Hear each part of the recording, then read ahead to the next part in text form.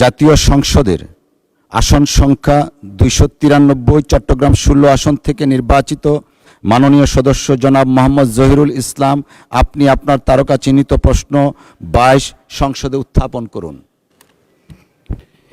মাননীয় স্পিকার, আপনাকে ধন্যবাদ। মহান জাতীয় সংসদে আপনি ডেপুটি স্পিকার নির্বাচিত হওয়ায় আপনাকে অশেষ অভিনন্দন। মাননীয় স্পিকার, আমি সর্বাগ্রে আল্লাহ পাকের দরবারে শুকরিয়া আদায় করছি, যার অনবরত রহমতের কারণেই আজকে এই মহান সংসদে প্রতিনিধিত্ব করার তৌফিক পেয়েছি। সাথে সাথে আমার প্রিয় জনপদ সংসদ এলাকা চট্টগ্রাম 16 বাঁশখালীর সমস্ত ভোটার এবং জনগণকে আমি কৃতজ্ঞতা স্বীকার করছি, যাদের সমর্থন এবং দোয়ার বদৌলতে আজকে মহান সংসদে তাদের সেবক হিসেবে প্রতিনিধিত্ব করতে পেরেছি। মাননীয় স্পিকার, আমি মোহাম্মদ জহিরুল ইসলাম 293, চট্টগ্রাম 16 এ মহান সংসদে আমার তারকা চিহ্নিত প্রশ্ন 22 উত্থাপন করছি। ধন্যবাদ মাননীয় সদস্য, আপনাকে। তারকা চিহ্নিত প্রশ্ন 22 মহান সংসদে উত্থাপিত হলো। মাননীয় যুব ক্রীড়া প্রতিমন্ত্রী জনাব মোহাম্মদ আমিনুল হক। ধন্যবাদ মাননীয় স্পিকার এবং ধন্যবাদ মাননীয় সংসদ সদস্য। আমাদের দেশের সকল উপজেলায় মিনি স্টেডিয়াম অথবা মানসম্পন্ন খেলার মাঠ প্রতিষ্ঠা করার পরিকল্পনা সরকারের রয়েছে। উপজেলা পর্যায়ে মিনি স্টেডিয়াম নির্মাণ প্রথম পর্যায়ে প্রকল্পের আওতায় প্রায় 125টি আমরা ইতিমধ্যে স্টেডিয়াম নির্মাণ কাজ সম্পন্ন হয়েছে এবং দ্বিতীয় পর্যায়ে মিনি স্টেডিয়ামের 201টি নির্মাণ কাজ চলমান রয়েছে এবং পর্যায়ক্রমে অবশিষ্ট উপজেলায় মিনি স্টেডিয়াম এবং মানসম্পন্ন খেলার মাঠ প্রতিষ্ঠা করার পরিকল্পনা ইতিমধ্যে আমাদের রয়েছে এবং আমাদের নির্বাচনী ইশতেহারেই আমরা খেলাধুলাকে এবং খেলার মাঠকে সংরক্ষণ করার জন্য খেলাধুলাকে সর্বোচ্চ গুরুত্ব দেওয়ার মাধ্যমে আমরা খেলার মাঠ যাতে সংরক্ষণ করতে পারি সেই পরিকল্পনা আমাদের সরকারের রয়েছে।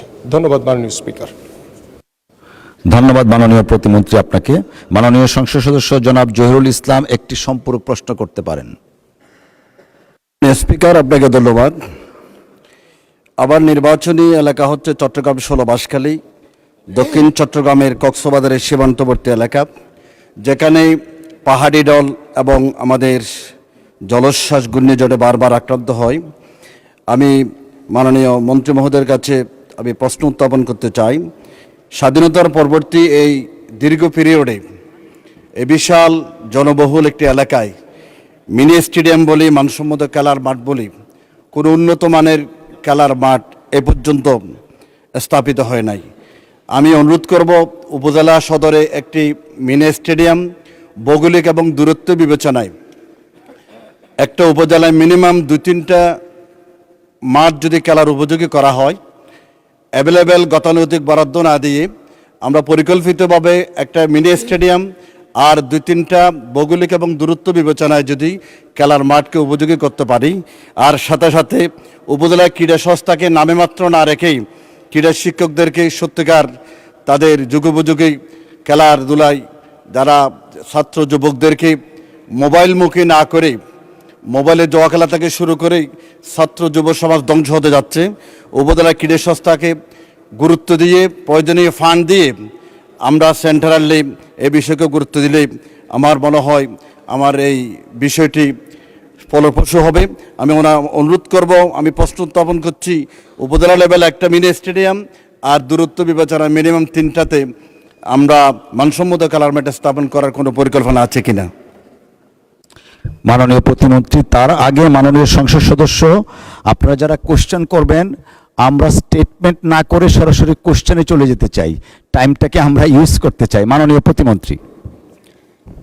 ধন্যবাদ মাননীয় স্পিকার এবং আমি ধন্যবাদ জানাচ্ছি আবারও আমাদের মাননীয় সংসদ সদস্যকে। আমি আপনার মাঝখানের যে বিষয়টি বলেছিলেন যে আমাদের তরুণ সমাজ, আমাদের যারা ভবিষ্যৎ প্রজন্ম যারা অনৈতিক বিভিন্ন কর্মকাণ্ডের সাথে জড়িয়ে যাচ্ছে, সেই উদ্দেশ্য নিয়ে আমি একটি বিষয় আপনাদের সামনে উপস্থাপন করতে চাই। আমাদের মাননীয় প্রধানমন্ত্রীর যে নির্দেশনা ছিল এবং সেই নির্দেশনা অনুযায়ী আমাদের যে নির্বাচনী ইশতেহারে আমরা 4র্থ শ্রেণী থেকে আগামী শিক্ষাবর্ষ থেকে আমরা খেলাধুলাকে বাধ্যতামূলক করতে যাচ্ছি ইনশাআল্লাহ, এবং সেখানে 7টি ইভেন্ট রয়েছে। সেই 7টি ইভেন্টের মাধ্যমে আমরা শুরু করব এবং পর্যায়ক্রমে আমরা বিভিন্ন ইভেন্টকে অন্তর্ভুক্ত করে আমরা পড়াশোনার পাশাপাশি খেলাধুলাকেও সমান গুরুত্ব দেওয়ার মাধ্যমে আমরা বিশ্বাস করি যে আমাদের সন্তানরা যখন বাসায় ফিরে যায় তারা দেখা যায় যে ডিভাইসের প্রতি আসক্ত হয়ে যায়। আমরা সেই খেলাধুলাকে বাধ্যতামূলক করার মাধ্যমে মাননীয় স্পিকার আমরা তাদেরকে খেলার মাঠে রাখতে চাই এবং খেলার মাঠে রাখার মাধ্যমে আমরা বিশ্বাস করি তারা বাংলা, ইংলিশ বা অন্যান্য সাবজেক্টে যেভাবে পাশ করবে ঠিক খেলায় সেই থিওরিক্যাল এবং পাশাপাশি আমাদের প্র্যাকটিক্যাল মাঠে থাকার মাধ্যমে তারা সেই পরীক্ষায় উত্তীর্ণ হবে। তাহলে আমরা একটি সুস্থ জাতি গড়ে তুলতে পারবো, পাশাপাশি আমরা একটি মাদক মুক্ত সমাজ গড়ার জন্য যে লক্ষ্য নিয়ে কাজ করছি সেটা পরিপূর্ণভাবে প্রতিষ্ঠিত করতে পারবো।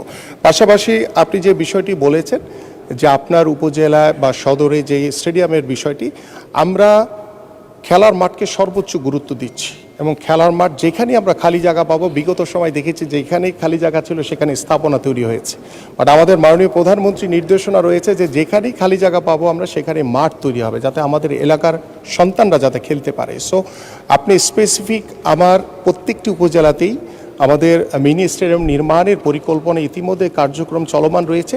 আপনার স্টেডিয়ামটি আমি দেখে পরবর্তীতে বলতে পারবো যে এটি আমাদের দ্বিতীয় পর্যায়ে রয়েছে নাকি থার্ড পর্যায়ে রয়েছে। সো দ্যাট আপনাদের আমি সকলকে আশ্বস্ত করতে চাই যে প্রত্যেকটি উপজেলায় 495টি উপজেলাতেই খেলার মাঠ সুন্দরভাবে প্রতিষ্ঠিত করা হবে। ধন্যবাদ মাননীয় স্পিকার।